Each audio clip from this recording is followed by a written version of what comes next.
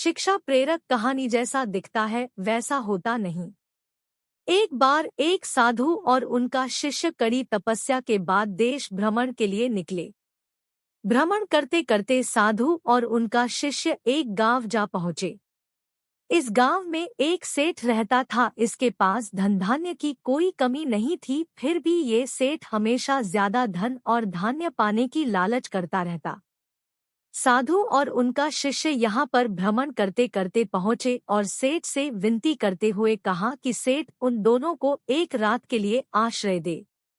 सेठ ने दोनों को देखा और मन ही मन सोचा कि यह दोनों गरीब लगते हैं, इनसे मुझे कोई लाभ नहीं होगा। ऐसा सोचकर सेठ ने उन दोनों को मेहमानों के कमरे में ना भेजकर अपने खाली पड़ी घर के तहखाने में रहने के लिए जगह दी।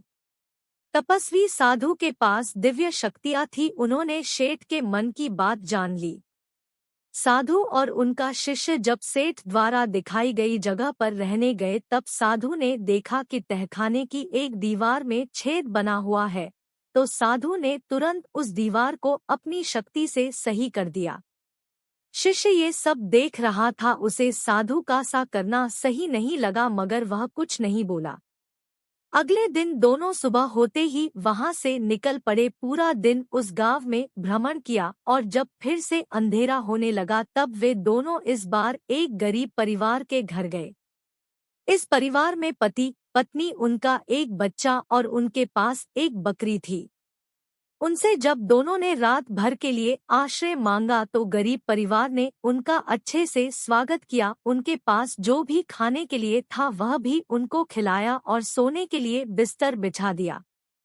अगले दिन सुबह साधु और उनका शिष्य जब नींद से उठे तब उन्होंने देखा कि गरीब पति पत्नी और उनका बच्चा बकरी के पास बैठकर रो रहे थे, क्योंकि उनकी बकरी मर चुकी थी। साधु और उनका शिष्य उनको दिलासा देकर वहां से चले गए। साधु और शिष्य जब उनके घर से थोड़ी दूर गए तब शिष्य ने साधु से कहा, गुरु जी, आपने अच्छा नहीं किया। आपने उस लालची सेठ जिसके पास किसी चीज की कमी नहीं थी, उसके तहखाने की छोटे से छेद को भी सही कर दिया।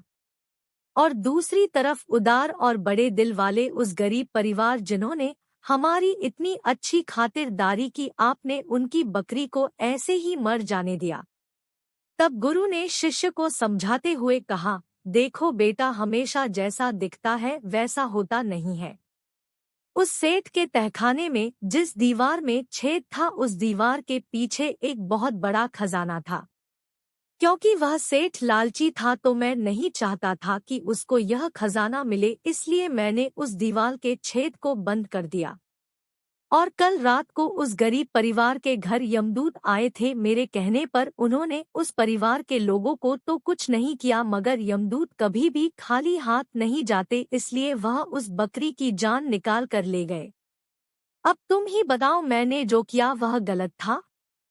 शिष्य को जब सारी बात पता चली तो उसका सारा गुस्सा दूर हो गया और उसने अपने गुरु के पैर छूते हुए कहा कि गुरु जी, मैं धन्य हो गया, मुझे आप जैसा गुरु मिला। दोस्तों, इस कहानी की तरह ही हमें भी अपने जीवन में हमेशा यह शिकायत रहती है कि हमारे साथ कुछ भी अच्छा नहीं होता है, मगर क्या पता जो हमारे साथ हो रहा है वह इसलिए हो रहा है कि उससे भी बुरा होने से टल जाए।